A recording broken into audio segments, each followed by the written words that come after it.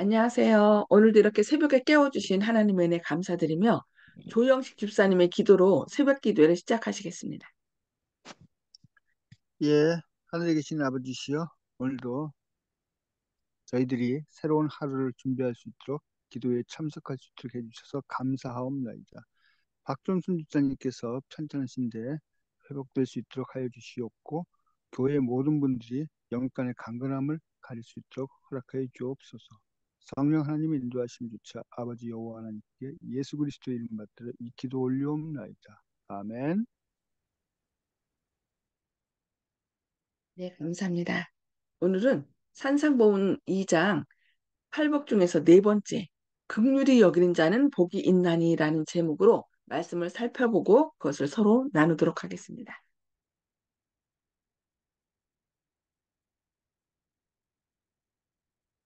긍휼히 여기는 자는 복이 있나니 저희가 긍휼히 여김을 받을 것이며 마태복음 5장 7절 말씀입니다. 사람의 마음은 날 때부터 냉랭하고 어둡고 사랑이 없습니다. 그러므로 사람이 자비와 용서의 정신을 나타낼 때는 언제나 자기 스스로 그렇게 하는 것이 아니고 그의 마음에 역사하는 성령의 감화를 통해서 하게 됩니다. 우리가 사랑하면 그가 먼저 우리를 사랑하셨습니다. 요한일서 4장 19절에서 말씀합니다. 하나님은 모든 자비의 근원이십니다. 그분의 이름은 자비롭고 은혜롭다고 출애굽기 34장 6절에서 말씀하십니다. 그분은 우리를 우리의 가치에 의해 취급하지 않으십니다. 우리가 당신의 사랑을 받을 가치가 있는지 묻지 않으시고 우리를 가치 있게 해주기 위하여 당신의 풍성한 사랑을 부어주십니다. 그분께서는 원한을 품는 분이 아니십니다.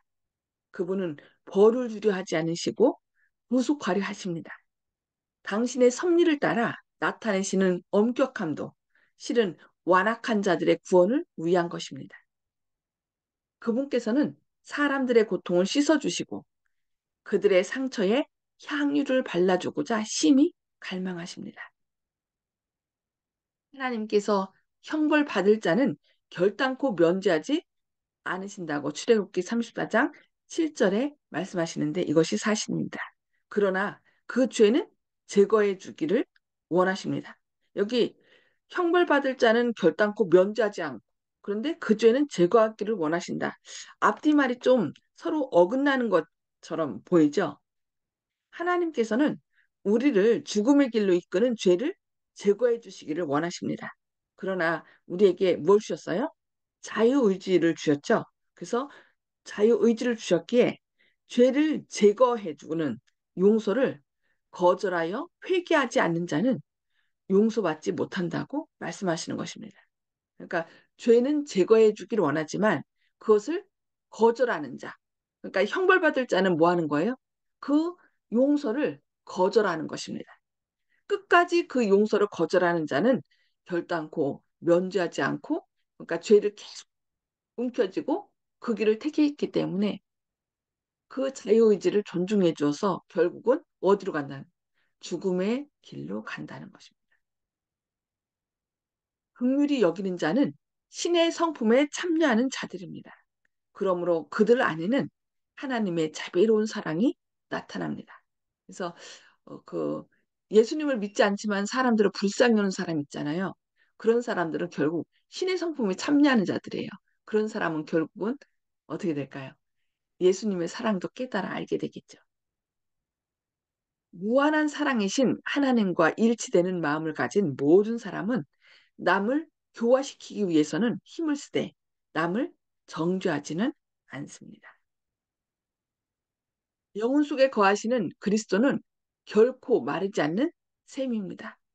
그분께서 거하시는 곳은 어디나 자비가 흘러 넘치게 될 것입니다. 그리스도인은 잘못을 범하는 자들, 시험을 당하는 자들, 궁핍과 제2의 죄의 희생물이 된 아련한 자들의 부르짖음을 들을 때 그들을 도와줄 가치가 있을까 하고 묻지 않고 내가 어떻게 하여야 그들을 도와줄 수 있을까 하고 묻게 됩니다.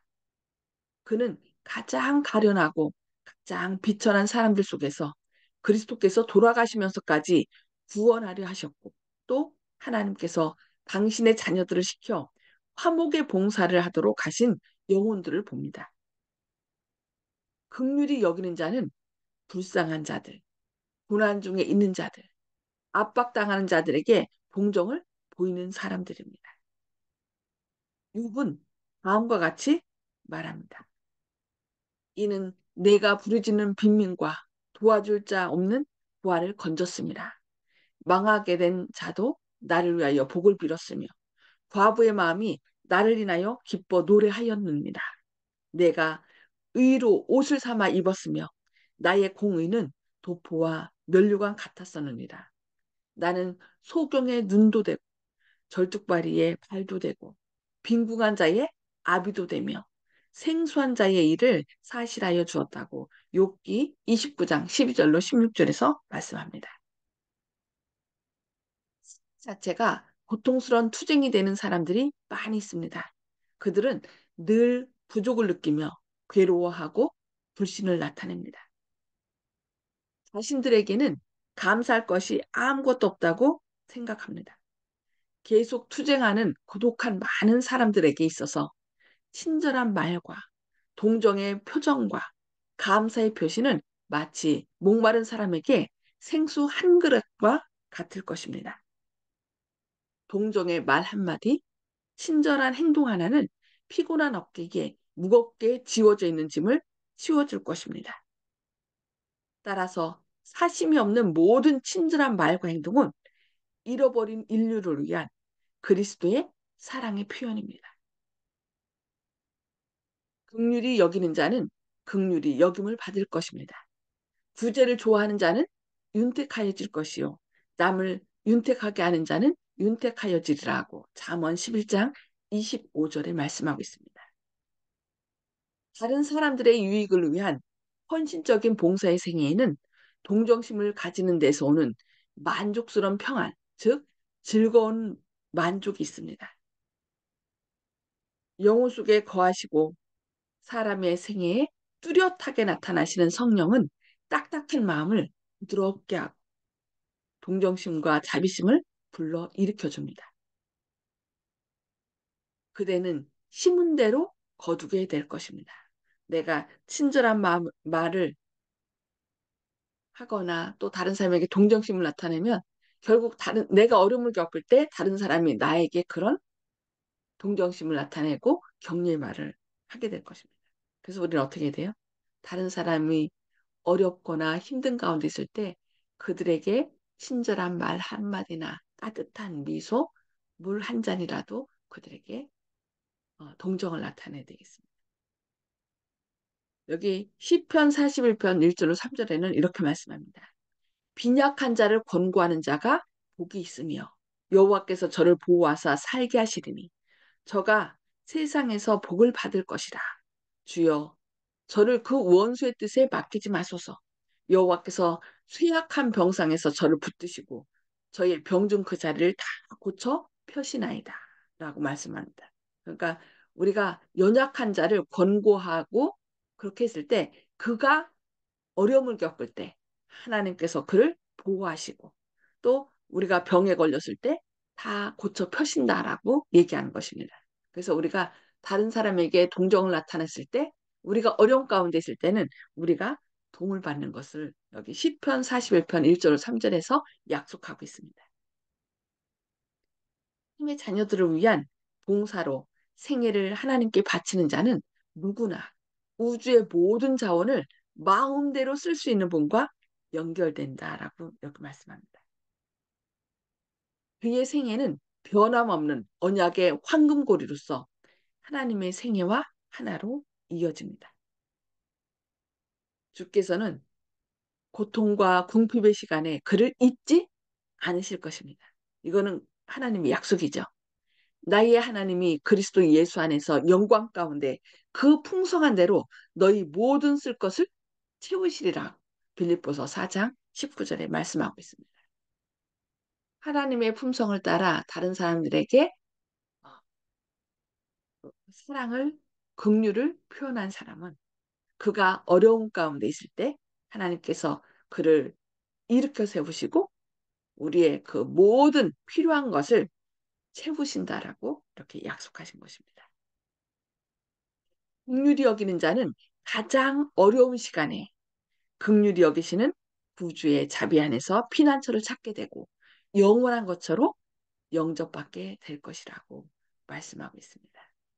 예, 우리의 생애 가운데서 또 예수님, 온전히 사랑이신 그 예수님을 우리 마음 가운데 주인으로 모셔서 다른 사람에게 사랑과 긍휼을 베풀어서 우리가 어려움 가운데 있을 때 그 어려움 가운데서 일으킴을 받는 저와 여러분 되기를 바라면서 오늘 말씀 여기까지 보도록 하겠습니다. 음수고를 다 해제해 주시고요.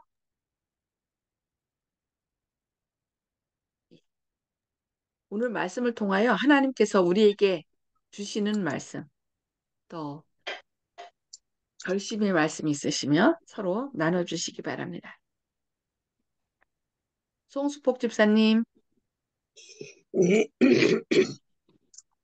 네, 하나님께서 엄격한 것은 완악한 자를 구원해 주시기 위함이라는 말씀에 많은 은혜 받았습니다. 그렇죠. 때로는 우리가 어떻게 무서워 그런데 그렇게 해야만 또 말을 듣는 사람들이 있어요. 너무 사랑으로 하니까 요즘 뭐 손흥민하고 이강인 문제가 많이 뜨잖아요. 예. 문제된다고. 근데 어떤 사람들이 얘기하기를 손흥민이 너무 착해서 이강인이 그렇게 했다고 그런 얘기도 하더라고요. 그러니까 때로는 하나님이 너무 사랑으로만 하면은 또 사람을 얕보는 좀 약간 덜 된 사람들은 그냥 기어 올라요. 그러니까 때로는 뭐가 필요하다고요? 지금 말씀하신 것처럼 그러면 안 돼 하고 딱 엄격하게 그들을 딱 이렇게 제지하는 것도 필요하다는 거죠. 그래서 그들이 그렇게 해야만 돌아서는 죄로부터 돌아서는 사람들을 위해서 때로는 엄격하게 하나님께서 하신다 이런 말씀을 얘기하고 있습니다. 그래서 우리가 하나님의 그 사랑을 그 품성을 오해하지 않는 것이 정말 아멘. 중요합니다. 네, 감사합니다. 감사, 네, 이훈경 감사합니다. 집사님. 예, 저기 긍휼히 여긴다는 얘기는 불쌍히 여기는 거하고 같습니까? 네, 긍휼, 맞아요. 그 불쌍히 여기는 거하고 긍휼이 같은 거 같아서 물어보는 거예요. 맞아요. 네, 같습니다. 맞아요. 네, 예, 그래서 늘 긍휼히 여기시는 하나님, 늘 우리가 연약하게 불쌍히 여겨서 도와주시는 하나님, 감사합니다. 네. 그래서 그 로마 백부장이 자기의 종을 위해서 예수님께 고쳐달라고 이렇게 처음에는 사람들을 보냈잖아요. 그런데 이제 예수님이 그 당시 종은 완전 짐승 취급이었거든요. 더군다나 아픈 종은 그냥 내다 버려도 누가 뭐라고 하는 사람 없어요. 근데 이 로마 백부장은 그 종을 위하여 불쌍히 여기고 그를 고쳐달라고 사람을 예수님께 보낸 거죠. 그래서 예수님이 간다고 하니까 뭐라 했어요? 말씀만 하사. 말씀만 해도 좋습니다. 말씀만 해도 내 종은 낫을 것입니다. 이런 믿음을 나타냈던 거죠. 그러니까 그렇게 불쌍히 여기는 마음, 긍휼히 여기는 마음을 가진 사람은 그 하나님의 품성을 가진 것이다. 그래서 그런 사람에게 하나님의 은혜를 나타내시는 것 같습니다. 네, 우리도 그래서 네. 아주 강력하게 좀 그 불쌍한 사람들 보면은 그냥 지나간 사람도 있잖아요. 근데 그 사람을 지나치지 못하고 어떻게 하면 도와줄까 하고서 하는 마음, 그런 마음이 하나님의 마음이라는 것이죠. 네, 감사합니다. 네, 어, 조영식 집사님. 예. 그 사람들이 마음에는 사랑이 없고 성령님의 강화를 받아야 된다고 그러는데 그래서 하나님을 만나고 싶으면은 사랑의 행위를 하라. 말을 하든지 상대방을 돕는 그런 어떤 적극적인 행위를 할 때 하나님을 옆으로 손을 잡고 모셔오는 것이 되기 때문에 우리가 하나님을 볼 수는 없지만은 우리가 사랑 속에 주님이 거하시기 때문에 우리가 하나님을 매일 보고 싶으면 사랑의 행위, 사랑의 말, 사랑의 행동을 해야지만 하나님과 함께 동행하는 것이 아닌가 그렇게 생각합니다. 아멘. 아멘. 네, 아멘. 감사합니다. 결국 그렇죠. 사랑의 행위도 내 주인 되신 예수님께서 사랑의 신 예수님께서 우리 마음 가운데 있을 때 우리가 사랑을 베풀 수 있는 거지. 예수님이 안 계시면 결국 그 사랑도 이기적인 사랑. 그러니까 자기가 다른 사람 앞에 높임을 받고 좀 그 사랑받고자 하는 이기적인 생각으로 이기적인 욕심으로 하는 거지. 그래서 끝까지 안 가죠. 온전히 사랑이신 예수님이 우리의 주인이 될 때만 그것이 자연스럽게 다른 사람에게 흘러가게 됩니다. 네, 감사합니다. 정봉옥 성도님. 네, 그 우리 아버지 때에서는 그 학당을 다니시고 학당에서 뭐 서당에서 글도 배우고 그런데 가끔 또 절도 나가세요. 그거 보면은 고려시대 때는 불교, 이조시대 때는 학당, 대한민국 시대에는 또 기독교 이렇게 발전해 온 것이 이쪽으로 어떻게 생각을 해야 되나 하는 생각을 요즘 하고 있습니다. 예. 우리 예, 아버지는 서당을 다니면서 아들들에게 상강오륜 이런 걸 설명하셨는데 나는 기독교인이 됐습니다. 이런 저기 관계를 생각하는 중입니다. 동물 세계는 말은 있고 글은 없는 세계인데 이 세계에 대해서는 어떻게 우리가 기독교인으로서 그 생각을 해야 되나 하는 생각을 하고 있습니다. 이상입니다. 예. 그거 로마서 2장에 보면은 율법이 없던 당시에는 양심을 통하여 양심은 결국 하나님께서 각 사람에게 불어넣으신 성령이거든요. 성령을 통하여 다 그 하나님을 깨닫게 했다고. 그러니까 무엇이 옳은 길인지 그른 길인지 우리는 하나님께서 창조할 때부터 하나님을 닮도록 창조됐는데 죄로 인하여 그것이 망가졌잖아요. 망가졌음에도 불구하고 선형계를 통하여 또 인간의 이런 상강오륜의 이런 즉 예의 그런 것들을 통하여 하나님의 사랑을 불어넣었기 때문에 그 예수 그리스도가 누군지 정확히는 알진 못해도 그 양심이라는 거, 그 안에 거하시는 성령을 통하여 그 하늘의 그 인간의 이치를 깨달은 거죠. 그래서 그 구원받은 사람들 가운데는 나중에 예수님의 그 십자가를 모르기 때문에 나중에 예수님의 그 못자국과 그 창자국을 보면서 예수님 이게 도대체 뭐예요? 하고 묻는 사람들이 있대요. 그러니까 그때 예수님께서 이거 내 친구 집에서 받은 상처야 라고 얘기한대요. 그 얘기는 예수님에 대해서 정확하게 그러니까 지금은 전 세계적으로 이런 인터넷이나 이런 것들을 통하여 다 하나님이 누군지 알잖아요. 전해졌잖아요. 그러나 그 옛날에는 이제 그렇게 전해지지 않았기 때문에 그래도 성령님께서 그 마음 가운데 역사하셔서 깨닫게 하시는 그런 양심의 소리가 있었기 때문에 그 양심을 따라서 하늘의 뜻을 따른 사람들은 구원을 받을 수 있다라고 얘기를 하더라고요. 그러니까 그거는 우리를 위하여 가지신 하나님께서 그 사람도 구원하려고 하는 거지. 너 나를 몰랐으니까 구원 안 해 하고서 내치려고 하는 것이 아니라는 것을 우리가 하나님의 사랑의 측면에서 생각을 하면 그 모든 것도 잘 이해할 수 있습니다.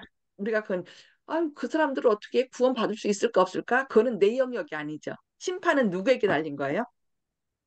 인자 대신 우리와 똑같이 고통을 당하고 죄의 시험 가운데서 승리하신 그 예수님이 그 모든 것을 우리를 위하여 생명을 내주셨기 때문에 그 생명을 내주신 예수님께서 재판하시기 때문에 변호도 하실 뿐만 아니라 재판도 하시기 때문에 그분이 공의롭게 하신다는 거 우리는 그걸 믿어야 되겠습니다. 여기서 이제 한 말씀을 이제 덧붙이고 싶은데요. 이순신 장군님이 예수님을 알았을까요?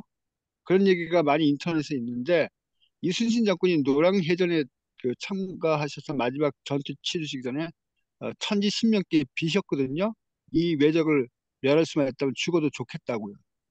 그러니까 성경식으로 얘기하면 서원을 올리신 거죠. 그런데 이때 예수님은 모르셨 예수님의 존재를 몰랐지만 이순신 장군님이 천지신명, 즉 절대자에게 구했습니다. 절대자가 곧 신이지 않겠습니까? 그래서 그 이름은 틀려도 이순신 장군은 절대자 곧 신에게 이걸 자신의 그 서원을 올렸기 때문에 하나님께서 역사하셨다 이렇게 보시면 됩니다. 그러니까 각 시대에 자신이 알고 있는 그 시대의 그 윤리 규범 있지 않습니까? 그 윤리 규범을 자기의 양심에 따라서 지킨 사람은 하나님의 말씀을 들은 것입니다.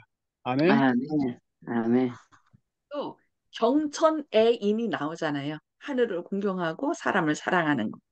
그래서 하늘을 늘 두려워했고 또 그 무슨 일이 큰 일이 있을 때는 하늘에 먼저 제사를 드리고 한 거죠. 그러니까 결국은요, 이 다 노아 홍수 후에 노아의 후손 가운데서 이렇게 그 바벨 사건이 있은 다음에 다 흩어졌기 때문에 그런 기본적인 하늘을 공경하는 마음은 다 갖고서 흩어졌어요. 그렇기 때문에 하게 그게 힘줬다 할지라도 하늘이 있다는 것은 다 알고 있었던 거죠.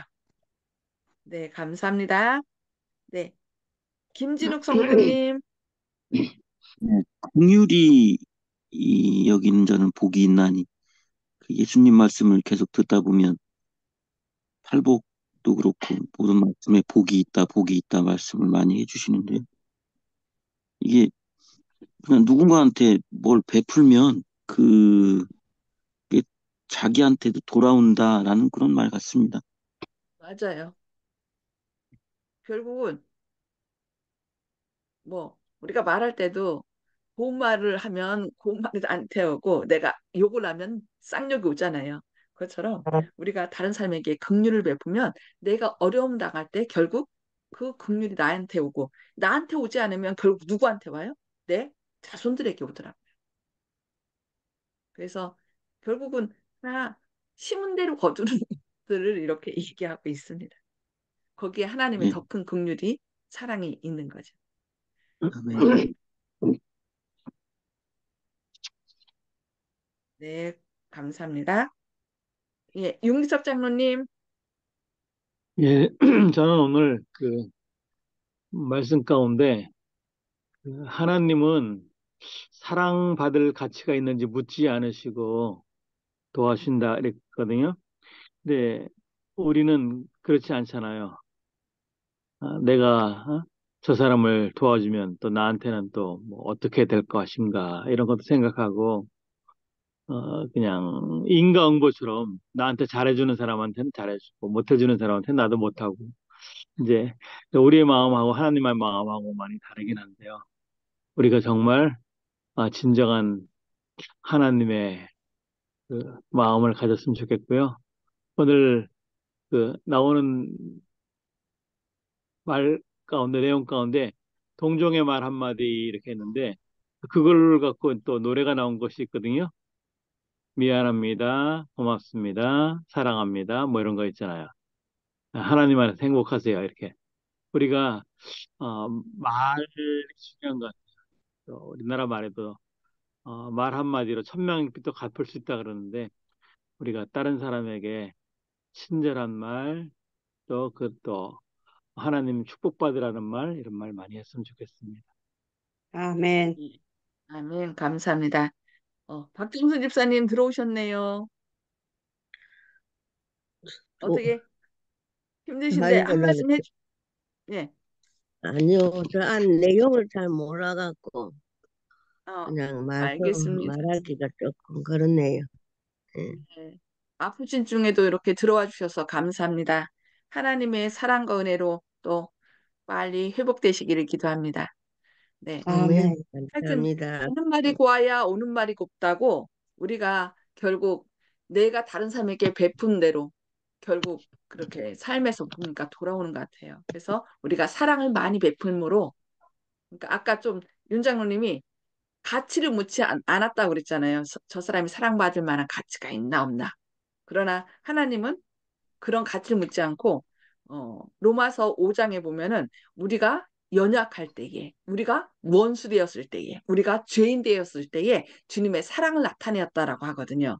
그래서 우리도 그 쉽지 않지만 온전히 사랑이신 주님을 우리 마음 가운데 주인으로 모셔서 우리도 우리 주변에 있는 도움이 필요한 사람, 고통 가운데 있는 사람들에게 그 예수님의 사랑을 나타내는, 그래서 그들을 일으켜 세우는, 그렇게 함으로 또 우리가 어려움 가운데 있을 때 우리도 도움을 받는 저와 여러분 되기를 바라면서 기도하고 마치겠습니다. 하늘에 계셔서 저희를 사랑하신 아버지, 오늘 또 새벽에 깨워주시고 이렇게 말씀을 통하여 저희를 권면해 주시니 감사합니다. 긍휼히 여기는 자는 긍휼히 여김을 받는다고 말씀했습니다. 이 긍휼은 신의 성품이라 말씀했는데 주님, 저희 안에는 사랑이 없습니다. 그러나 저희를 끝까지 사랑하여 구원하신 주님이 우리 안에 거하시면 저희도 주님의 사랑을 나타낼 수 있음을 믿습니다. 주님, 아멘. 오늘 또 저희 안에 역사하셔서 저희의 삶을 선한 길로 인도하여 주시옵소서. 아멘. 주님의 아멘. 아름다운 형상을 주님께서 저희 안에서 회복하여 주시옵소서.